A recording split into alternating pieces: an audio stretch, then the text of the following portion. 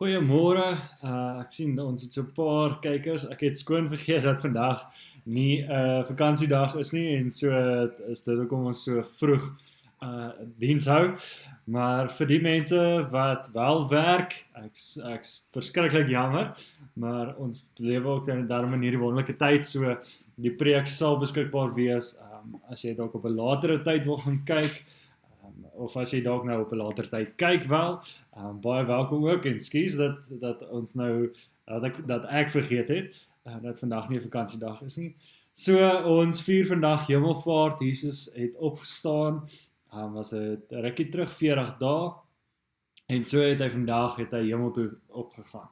En so het hy ook 'n klomp goed gesê rondom dit, en so gaan ons vandag dit bietjie hoor, wat sê hy. Ons gaan bietjie hoor wat sê die Bybel rondom dit, en wat die Heilige Gees vir ons rondom dit sê. So, ek hoor mense sê die klank is swak.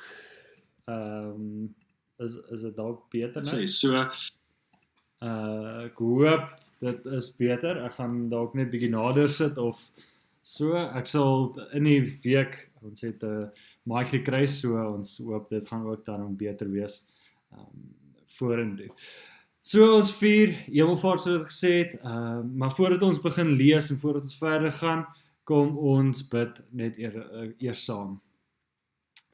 Here God, dankie vir die wonderlike van bymekaar wees, Here, in tye waar ons nie noodwendig by mekaar kan wees, Here, weet ons dat ons is nog steeds aan mekaar verbind deur die Heilige Gees, Here. En vandag vier ons nou nie dit nie, ons vier Jesus wat opgegaan het hemel toe. En so sê hy ook in hierdie tyd, dit is tot julle voordeel. Johannes 16 vers 7 sê, dit is tot julle voordeel dat ek gaan, want dan kan die Raadgewer kom, dan kan die Heilige Gees kom. Here, en so word ons ook vandag in die betekenis van Hemelvaart. Hy sê, hy gaan plek voorberei, hy sê, dis tot julle voordeel. Hy sê, die Heilige Gees gaan kom, en wat al hierdie goed beteken, Here.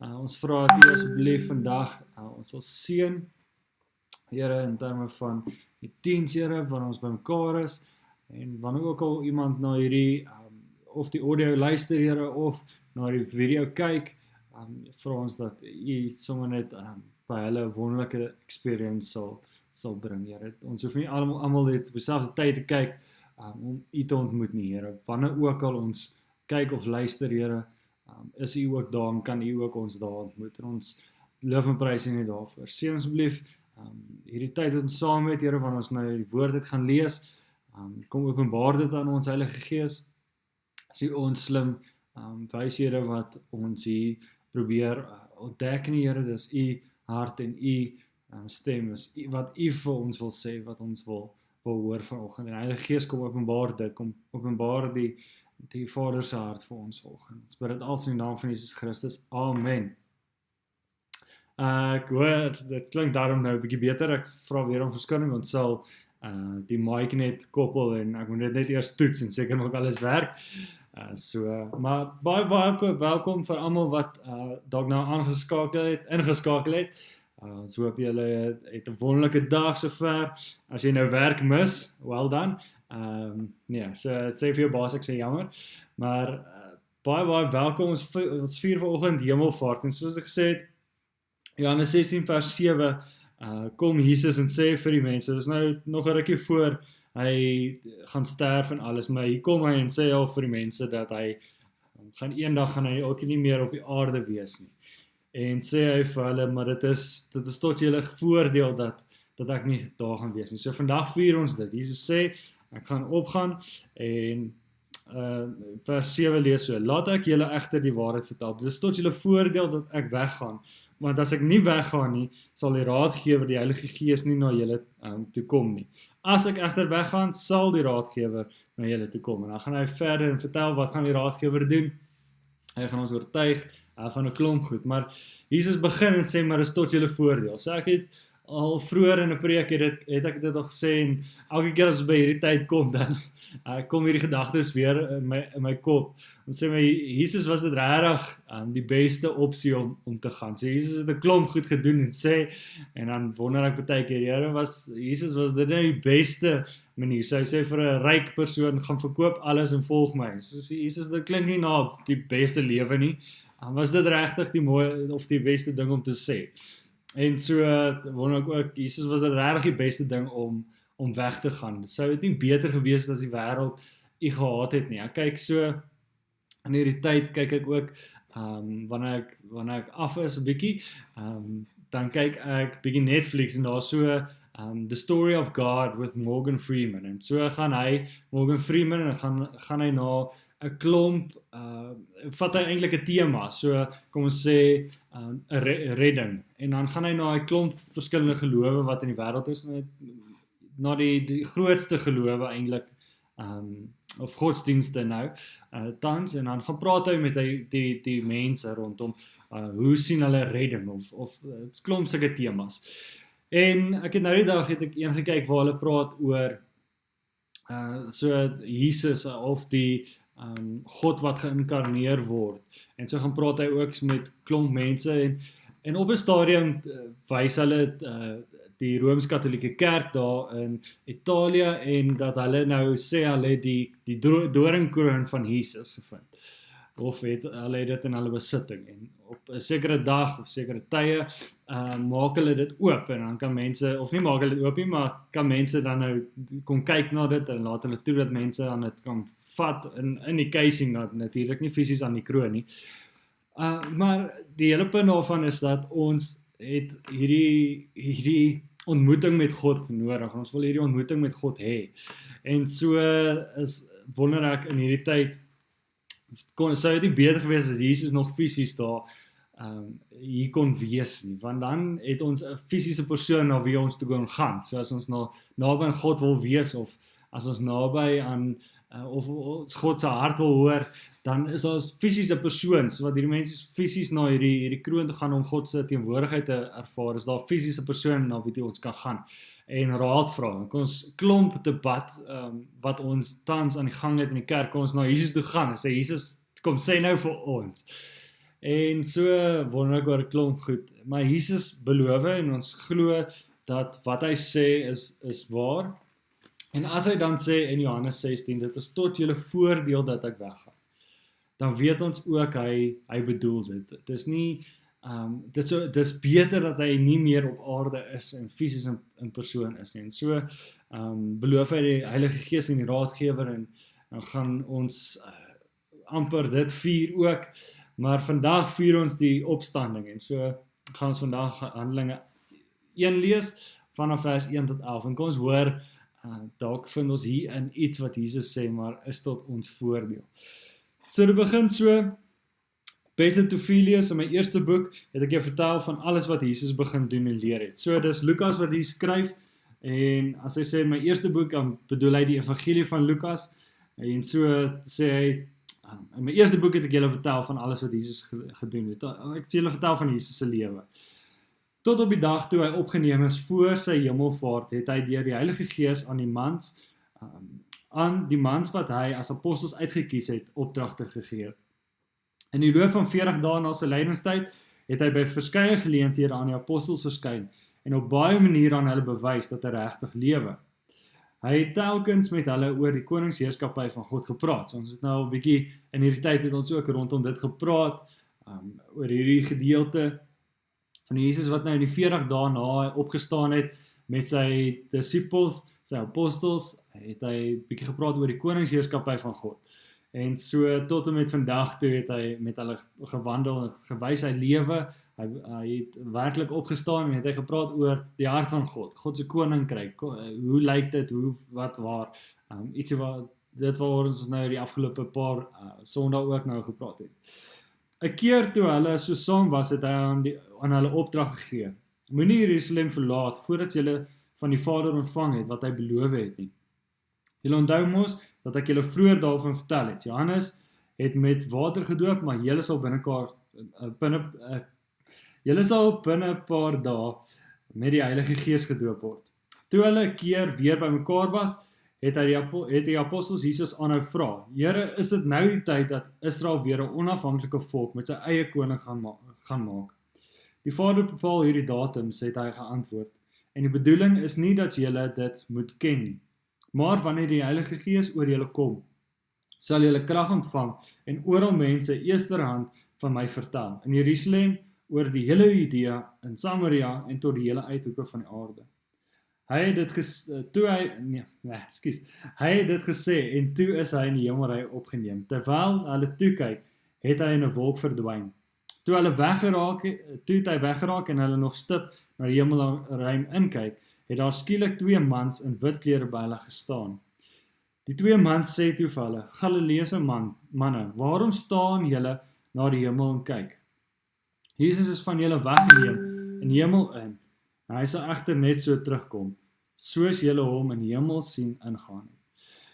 So, vertel dit nou vir ons die gebeure van Jesus, hoe hy in die hemel opgevaar het, wat het gebeur, en net voor dit ook, wat het Jesus, of die laaste woorde wat Jesus vir hulle gesê het. So is dit ons teks vir oggend, en wil ons bietjie rondom dit praat, en so is daar 'n paar goedjies wat my opvang, toe ek hierdie teks lees. So in eerste plek,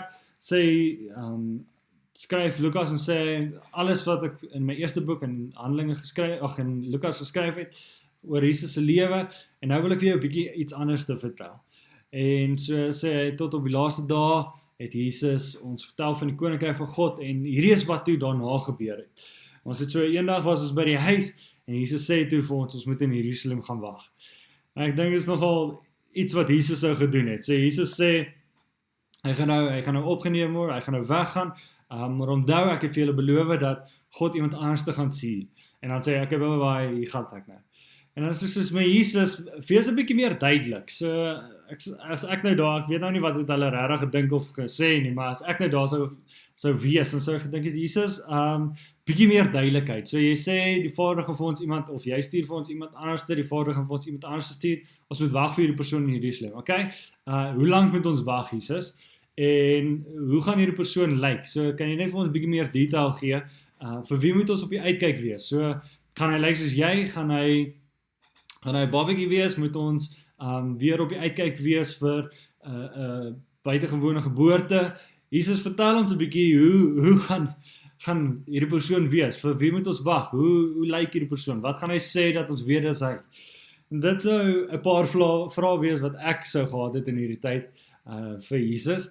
En weer eens soos wat my Jesus was, en soos wat klomp stories wat ons lees van Jesus het hy nie baie detail gegee nie.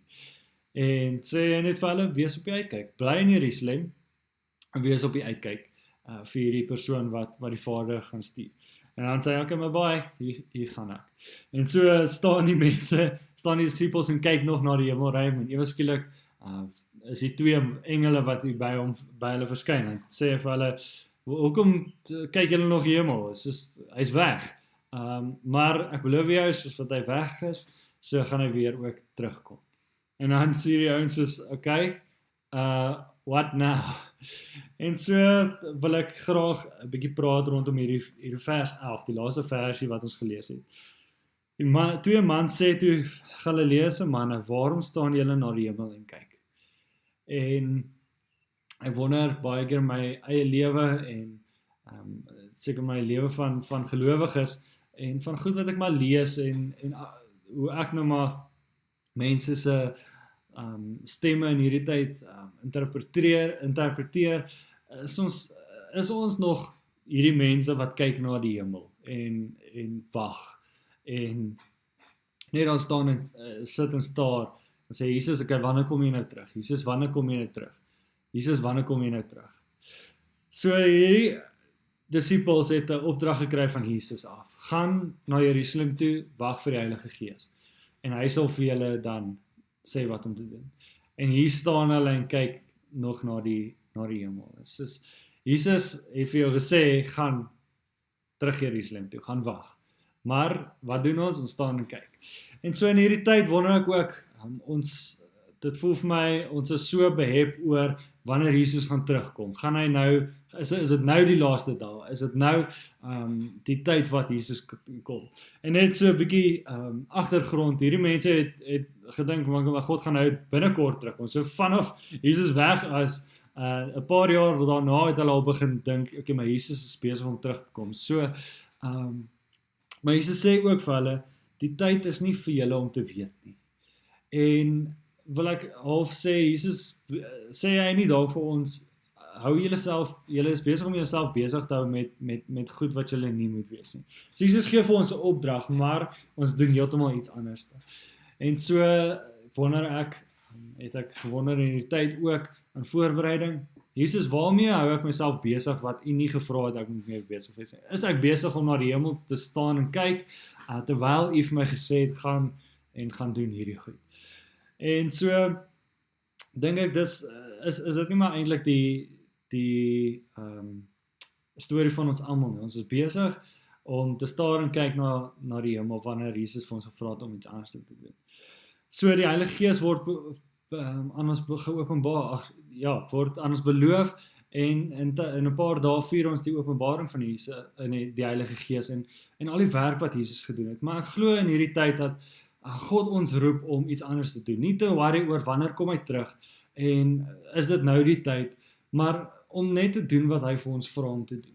En dit is om mense lief te hê. So ons het Sondag daaroor gepraat oor wat is liefde en hoe leef ons liefde aan mekaar. En hierdie Sondag wat ons weer by mekaar gaan kom, gaan ons verder daaroor praat, maar ek wil sê dat dit is nie vir ons die tyd om te weet wanneer Jesus terugkom nie. Hoekom is dit vir ons as mense so belangrik om te weet wanneer Jesus terugkom? Hoekom wil ons dit bepaal? Hoekom wil ons weet? Hoekom staan ons na die hemel en kyk en sê Jesus, okay, kom nou terug, terwyl ons 'n opdrag het om uit te gaan voer? Terwyl hierdie disippels 'n opdrag gehad het om uit te voer, het Jesus gesê, het hulle gestaan en kyk na die hemel, gewonder wanneer kom Jesus weer terug. So hoekom doen ons dan ook nou dieselfde, as ons weet ons het iets anders om te gaan doen? Ons word geroep in hierdie tyd om mense lief te hê, om die goeie nuus van Jesus te gaan verkondig. Dit wat Jesus gedoen het aan die kruis, dit wat die Heilige Gees doen in ons lewe elke dag. Ons het 'n opdrag en ons het 'n mission om te gaan doen, maar ons hou onsself, ons is besig om die wêreld eintlik bang te maak om te sê, maar die eindtyd is nou, bekeer jouself of gaan hel toe. En plaas van net om mense te gaan lief hê en die storie van Jesus te gaan vertel. So, die tweede ding wat my opgevang het, is vers 8, wanneer Jesus sê, maar wanneer julle die Heilige Gees gaan ontvang, gaan iets gebeur. Maar wanneer die Heilige Gees oor julle kom, sal julle krag ontvang en oor om mense eerstehands van my gaan vertel. Die Heilige Gees, die storie wat ons moet gaan vertel, die Heilige Gees wat dit in ons gaan openbaar, is eerstehandse ervaring. Die storie wat ons moet gaan vertel, is die storie van wat ons ervaar van God. Ons het 'n storie, elkeen van ons het 'n storie om te vertel. Ergens het jy tot geloof gekom, ergens het iets in jou lewe gebeur, ergens het jy 'n oomblik gehad wat jy Jesus ervaar het, en dit is die storie wat ons moet gaan vertel. Kan ons in hierdie tyd ophou, na die hemel kyk, en vir mense gaan vertel, vir mense hoop gaan gee, van Jesus wat lewe. Jesus wat nog steeds in beheer is, Jesus wat nog steeds besig is om met mense te praat. Die Heilige Gees wat Jesus en die Koninkryk openbaar aan ons. Kan ons vir mense gaan vertel die storie wat ons het. Ons hoef nie 'n storie op te gaan maak nie. Ons hoef nie vir mense te vertel van 'n autobiography wat ons gelees het nie. Ons kan mense vertel net van dit wat ons ervaar van God. Dit wat ons ervaar van die Heilige Gees. Dit is die powerfulste storie wat jy het, is die storie wat jy self ervaar. Jou ervaring, jou storie, hoe jy tot geloof gekom het, wat God besig is om jou lewe te doen, hoe God besig is om jou te verander. Dit is die hoop wat ons vir mense moet bring. In 'n wêreld waar hulle vra, waar is God, is ons die mense wat moet gaan vertel. Kom ek vertel jou, waar is God in my eie lewe? In tye waar mense vra, waar slegte goed gebeur en sê, maar hoekom laat God dit toe? Is ons daar om nie te sê, hoekom laat God dit toe nie, maar om te sê, maar kan ek vir jou vertel van 'n tyd in my lewe waar ek jouself te vraag gevra het. Dis okay om hierdie vraag te vra, waar is God? Want ek het dit self ook gevra, maar kan ek jou ook vertel wat het met my gebeur in hierdie tyd? Ons het 'n storie, ons het 'n eerstehandse ervaring van God. En in plaas van om vir mense te sê, die eindtyd is hier, bekeer jouself, het ons 'n verhaal om te vertel, Jesus is hier, kom ek wys jou in my eie lewe. So Jesus gee vir ons die opdrag, en ek seker hy gee vir ons die opdrag vandag ook. Dis Hemelvaart, Jesus opgevaar hemel toe, en hy sê hy kom weer. Maar ook sê hy, moenie worry oor wanneer ek weer terugkom nie. Terwyl julle sit en wag, moenie net niks doen nie, moenie net na die hemel kyk nie, moenie net probeer uitfigure, moenie net die Bybel lees en probeer die dag en datum uitfigure van wanneer ek terugkom. Hy sê, gaan en gaan vertel mense. Gaan met die krag van die Heilige Gees jou gaan met die storie van wat jou lewe gebeur het, hoe die Heilige Gees, die Vader, die Seun en homself ook geopenbaar het in jou lewe. Gaan met hierdie en gaan vertel die mense. Gaan na Samaria, gaan in Jerusalem, Judea en Samaria. En gaan vertel die mense van die verhaal van Jesus Christus. Ek wonder ook self, rondom hierdie 3 plekke, so Jerusalem, Judea, Samaria, en dan gaan hy tot die uithoeke van die aarde. Daar is 'n storie wat bekend is, jy het dit jou moontlik al gehoor van hierdie man, wat tot geloof gekom het, en hy is soos heavy excited, soos almal was. Ek dink as jy terugdink aan die dag toe jy tot geloof gekom het, het jy hierdie excitement, hierdie heilige excitement gehad in jouself, om die hele wêreld te verander. So het hierdie man ook hierdie excitement gehad, hy het na sy dominee toe gegaan en gesê, dominee, dis wonderlik, het tot geloof kom, ek gaan hierdie great goed doen, ek gaan die hele wêreld gaan verander. So het hy aan die werk gespring, het hy hard probeer om die hele wêreld te verander. En paar jaar later kom hy tot besef, maar die wêreld is eintlik 'n baie groot plek. En dalk gaan hy nie die hele wêreld verander, dalk net sy land. En hy gaan toe tot die werk, en hy gaan sy land ten minste vir God wen, en hy gaan die land verander. En 'n paar jaar gaan verby, en terwyl hy besig was met dit ook, en het hy besef, maar die land is ook 'n baie groot plek. So, as dit Suid-Afrika was, daar's 49 biljoen mense in Suid-Afrika. So, joh, dis 'n bietjie baie mense. Hy gaan dalk nie al hierdie mense kan verander nie. En hy besluit, okay, maar kom ons doen sy dorpie. Sy dorpie is tog nie so groot nie. Kom ons sê, hy het hier 'n Witpoortjie gebruik. Witpoortjie is daarom nie so groot nie, hy gaan Witpoortjie verander. Dis doable, dis oralste waar, hy is permanent in Witpoortjie, so dis moontlik. Hy is nie noodwendig in die Kaap waar hy mense kan verander nie, maar hy is in Witpoortjie, hy kan daar mense verander. En so het hy vir 'n paar jaar ook gewerk, hard gewerk en klomp wonderlike goed gedoen. Besef hy, maar Witpoortjie verander ook nie. En tog toe, joh, dis dalk ook dalk te groot. Kom ons werk aan my gesin. En so het hy vir 'n jaar of 2 daar ook gewerk en tot besef gekom, maar dalk moet ek begin verander. En hoekom vertel ek jou 'n storie? Ek wonder, Jerusalem, Judea en Samaria het fisiese betekenisse, maar ek wonder of dit ook nie dalk 'n geestelike betekenis het nie. So Jesus het bedoel dat die storie van homself, die storie van die Heilige Gees, die goeie nuus van Jesus, eers in Jerusalem moet gebeur, en dan in Judea en Samaria, en so het dit gebeur, en dit was fisiese, die fisiese verhaal van Jesus' storie, maar ek wonder of dit ook nie geestelike stories is nie, dat Jesus sê, maar die verandering wat moet kom, moet eers by onsself begin, en dan gaan dit uitbrei na die gesin, na die dorp, na die land, na die wêreld.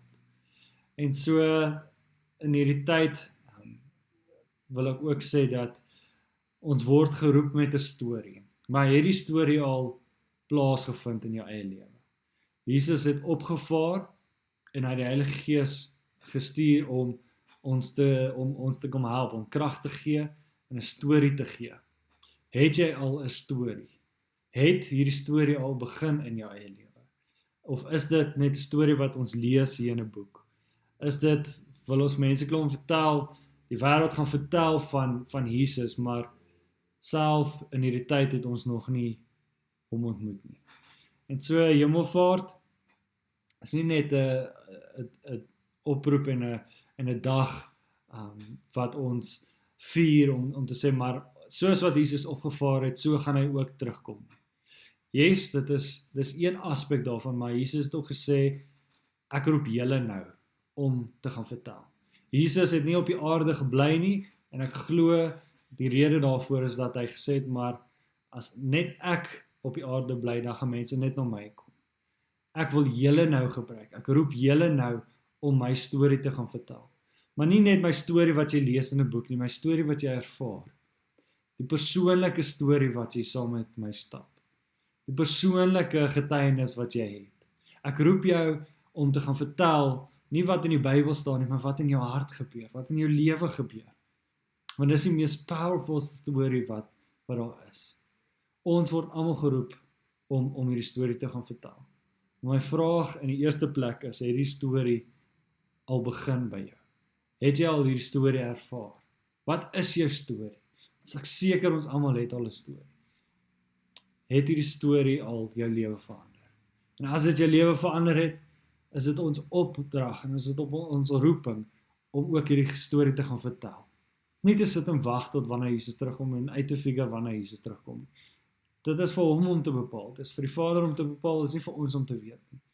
Maar terwyl ons wag, het ons iets om te doen. Gaan en gaan vertel die mense in Jerusalem, Judea, Samaria en die uithoeke van die wêreld. Gaan vertel hulle nie net die storie van Jesus nie, maar gaan vertel hulle die storie van Jesus in jou eie lewe. Want dit is die storie wat die wêreld gaan verander. Nie 'n boek nie, maar ons eie ervarings van Jesus Christus, die Heilige Gees. En so in Hemelvaart is dit die opdrag, is dit die challenge wat ek het, is om eers te gaan sê, maar Here, wat is die storie wat hier begin het by my? Wat is dit wat ek weet van? Nie weet van nie, wat is dit wat ek ervaar van nie? Wat is die stories wat U in my lewe gebring het? Wat is die stories wat ek kan gaan vertel? En Here, help my om dit te gaan vertel. Help my om nie myself besig te hou met klomp goed wat ek nie moet wees nie. help my om besig te wees met dit wat U vir my vra. Om mense daar waar jy is, in Jerusalem, Samaria, Judea, uithoeke van die wêreld, waar ook al jy jouself bevind, om daar ook Jesus se storie te gaan vertel. En so is die challenge wat ek ook vir julle het, is om te gaan vat vandag, as jy die geleentheid het om by die huis te kan wees, gaan en spandeer tyd en sê, Heilige Gees, wat is die storie wat U vir my gegee het? En help my om dit te gaan vertel vir die mense daar buite. Kom ons bid saam. Here, dankie vir hierdie wonderlike dag. Dankie dat ons kan hierdie storie lees van U. Here, waar U opgevaar het, Here, en gesê het, maar nou roep ek julle. Gaan wees my hande en voete. Gaan wees die hoop in hierdie wêreld. Gaan met die krag van die Heilige Gees. Moenie dit nie alleen doen nie, want jy gaan dit nie alleen kan regkry nie. Gaan met die krag van die Heilige Gees wat hy jou gee. Ek gaan vertel die wêreld die storie van Jesus Christus. Maar nie die storie wat jy lees in die Bybel nie, maar die storie wat jy ervaar in jou eie lewe. Die oomblikke waar jy my ervaar het. Gaan gee hoop vir die mense wat hopeloos is. En nie net gaan lees die Bybel en hoop dit gaan vir hulle hoop gee nie, maar gaan vertel hulle van die oomblikke wat jy hopeloos was en waar God hoop gegee het. En Here, so mag ons ook ervaar vandag dat U ons roep. Here, die opdrag of die Hemelvaart is nie die weggaan van U nie, maar is die uitstuur van ons. Die roeping vir ons om te sê, maar gaan nou en gaan verkondig. Here, mag ons regtig dit ook ervaar vandag, dat ons nie net vir U wat hemel toe gegaan het en die plek gaan gereed maak en eendag gaan terugkom nie, maar dat ons ook sal onthou dat vandag beteken ons word geroep. Ons word gestuur. En so vier ons dit ook vandag. Here, mag ons regtig dit ervaar in hierdie tyd. Ons bid dit als in die naam van Jesus Christus. Amen. Mag julle 'n wonderlike Hemelvaart verder hê en wat ook al julle doen, mag julle ervaar dat Jesus julle ook stuur daar. As jy gaan na om Pick n Pay of Checkers of wat ook al en daarso ietsie gaan koop, is dit nie net omdat jy ietsie moet gaan koop nie, maar omdat jy gestuur is om 'n storie te gaan vertel. Om 'n lewe te leef van hoop. En juis in hierdie tyd het Jesus ons gestuur. Dis wat ons vier vandag. Jesus wat opgevaar het na die hemel toe, maar ook Jesus wat ons uitstuur na die wêreld toe. Mag jy 'n wonderlike dag verder hê.